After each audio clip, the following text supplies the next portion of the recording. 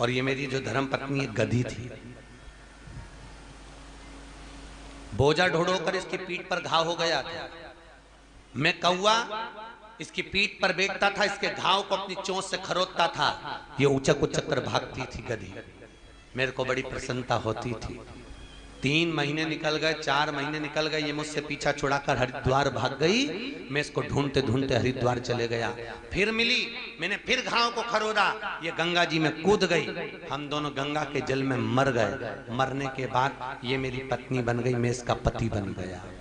पहले मैंने अपनी चोंच से इसको खरोदा था, अब ये अपनी चोंच से मुझे खरोद रही है, अपनी चोंच से।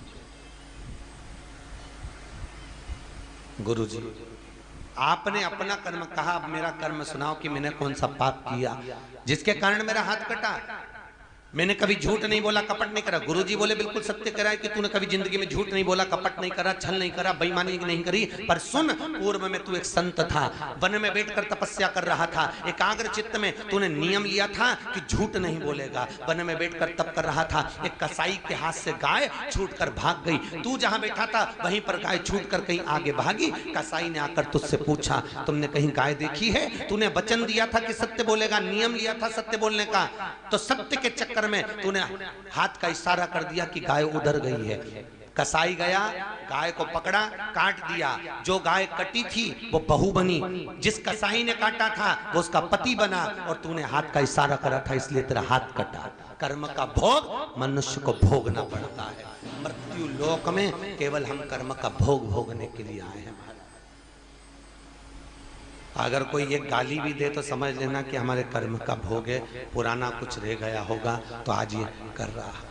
कोई 1 रुपये ज्यादा ले ले, समझ लेना इससे पुराना लेन देन था, कोई खा गया पैसे। कई लोग होते हैं व्यापारियों में पैसा खा जाते हैं तो कहते हैं वो खा के बैठ गया। कई तो सोचो हमारे कर्म का कहीं लेन देन रह गया था, कुछ गया, कुछ गया। कोई अपशब्द, कोई ताने, कोई गाली, कोई ताने कहेगा।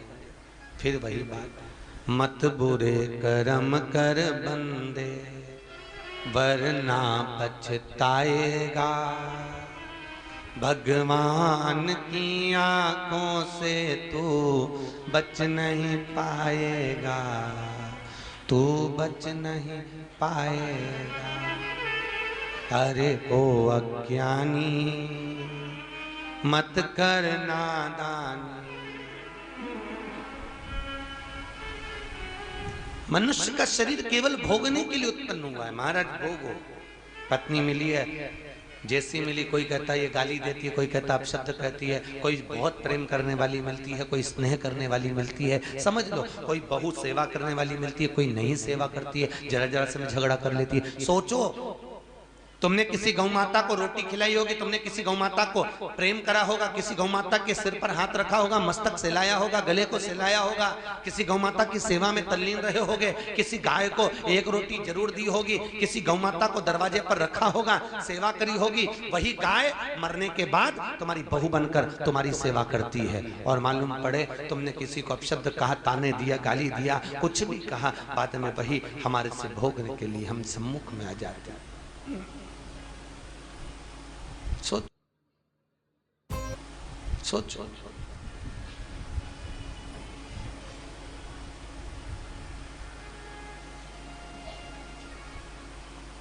भोग महाराज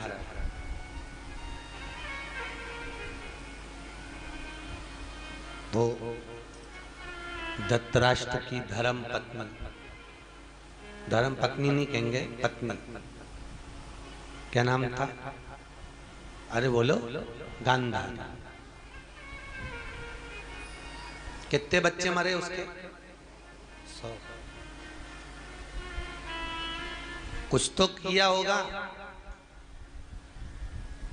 कुछ तो करा होगा जो 100 बच्चे मरे। वसुदेव जी महाराज के सामने उनके पुत्र मारे गए। वसुदेव जी ने कुछ करा होगा। देवकी के गर्भ नष्ट हो गए तो देवकी ने भी कुछ करा होगा। दशरथ जी के प्राण छूटते समय एक भी पुत्र सामने नहीं था तो दशरथ जी ने भी कुछ करा होगा। और नंद बाबा के यहाँ 60 वर्ष की आयु में अगर कृष्ण आ रहे हैं तो उन्होंने भी कुछ करा होगा, कुछ तो किया होगा, कुछ तो मिला होगा। सीता मैया खेत में पड़ी, कोई कर्म था?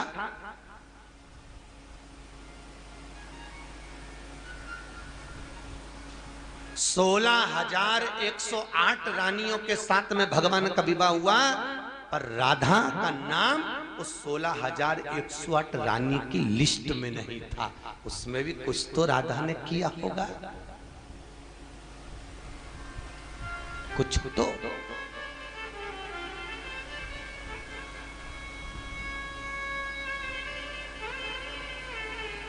महाराज, वो उद्धव जो भगवान कृष्ण के सखा है, कौन? जम के बोलो जरा। उद्धव जो भगवान कृष्ण के सखा,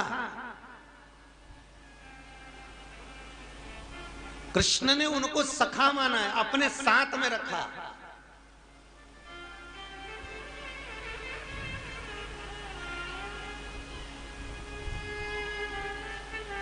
वो उद्धव अंधा बने, कौन बन के पैदा हुए थे? सूरदास।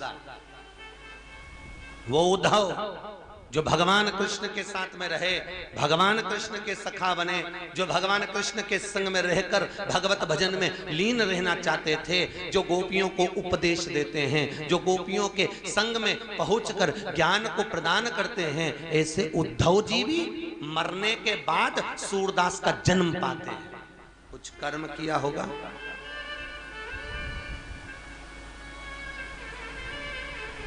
केवल एक गलती करी थी उद्धव ने, इसलिए अंधे का जन्म पाया, नेत्रविहीन सूरदास। एक गलती करी थी उद्धव जी महाराज ने, बिना पूछे भांडिर वन में प्रवेश कर गए थे, जिसको हमारे हिंदू धर्म में कदली वन कहा जाता है। बिना पूछे, और वहां पर जो चौकीदारी थी वो ललिता जी की थी, सेफ्टी।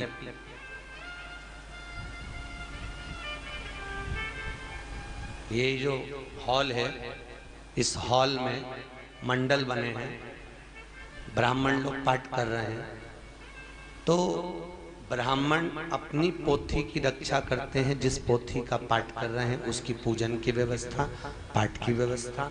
यहाँ पर जो मंडल बने हैं, इन सब की व्यवस्था यहाँ पंडितों के पास रहती है। अगर पंडित ब्राह्मण यहाँ से जाएं तो दरवाजा बंद कर कर जाएं, कोई बंदर प्रवेश ना करे, कोई चीज को तोड़े फोड़े ना। ये जवाबदारी इनकी है। भोजन चालक की व्यवस्था हडिया जी को दी है, दीपक भैया को दी है, और साथ में आकाश को। वहां कुछ व्यवस्था गड़बड़ होती है, उसकी जवाबदारी होती है। एक एक डिपार्टमेंट, एक एक जगह। भगवान कृष्ण की, राधा जी की परम सखियों ने एक एक पार्ट बांट कर रखा था। भांडिर वन को ललिता जी ने रखा था। उस समय उद्धव जी बिना पूछे प्रवेश कर गए। प्रवेश करे, ललिता जी को क्रोध आ गया कि तुम बिना पूछे इसमें प्रवेश करे हो, देखा तक नहीं, और मैं बीच में बैठी थी, तुमने लात मार दी और देखकर भी प्रवेश नहीं करे। इतनी मस्ती में डूबे हुए थे। क्यों? क्योंकि उद्धव जी को ज्ञान का अर्जन था, उद्धव जी को अपनी विद्वत्ता का अर्जन था, उद्धव जी को अपनी विद्वत्ता की प्रखरता थी। इसलिए उन्होंने कृष्ण से कहा था, कन्हैया तू रोता है, गोपियां रोती होंगी इतना। भगवान कृष्ण ने कहा, जाकर देख। अरे मैं जाता हूं, देखता हूं क्या विद्वत्ता उन गोपियों में, जे क्या पढ़ी लिखी है, क्या विद्वान है, क्या है। ज्ञान का अर्जन इतना था उद्धव जी को कि उनको कुछ दिख नहीं रहा था, क्योंकि नैनों पर परछाई छा गई थी। और गए, ललिता जी को नहीं देखा, प्रवेश कर गए। ललिता जी ने भी कह दिया, इतना ज्ञान का अर्जन लेकर आया, इतना विद्वान बनकर आया है, जा, मैं तुझे श्राप देती हूं कि पृथ्वी पर जाकर मृत्यु लोक में तेरा अगला जन्म अंधे का होगा। वही उद्धव सूरदास बने हैं, वही उद्धव, वही उद्धव।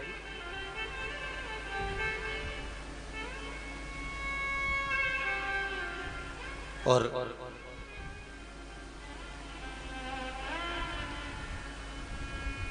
सूरदास बनने का श्राप लग गया।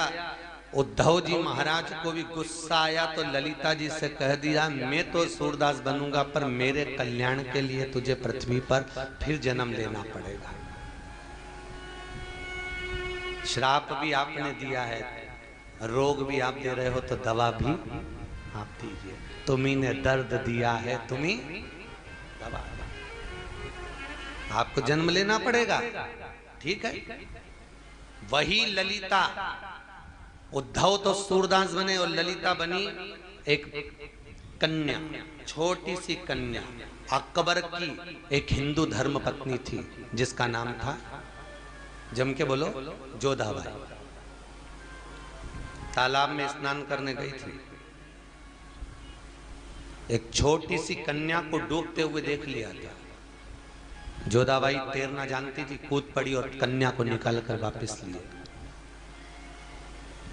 जोधा कन्या को लाई, उसको पाल पोस कर बड़ा करा। बड़ी सुंदर थी वो कन्या, इतनी सुंदर कि जोधाबाई और कन्या का एक नियम था, रोज शाम को श्रृंगार करके छत पे जाके खड़ी हो जाती।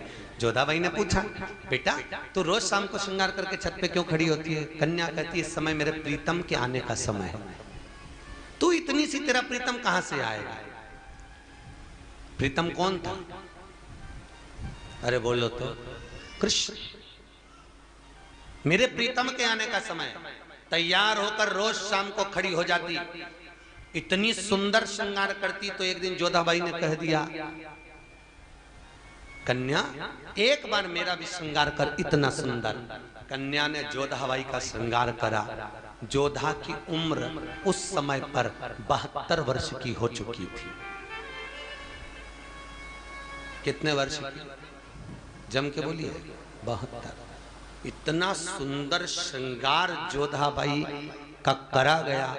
उस कन्या ने जब श्रृंगार करा, श्रृंगार करते ही राजमहल पर सिंहासन पर अकबर बैठा हुआ था, सामने से जोधा निकल कर गई। अकबर ने मन में सोचा, इतनी सुंदर स्त्री कौन गई है, बुलाओ। बुलाया गया तो वो तो जोधाबाई थी। अकबर ने जोधा से पूछा, तू 72 साल में इतनी सुंदर लग रही है, तेरा श्रृंगार किसने करा?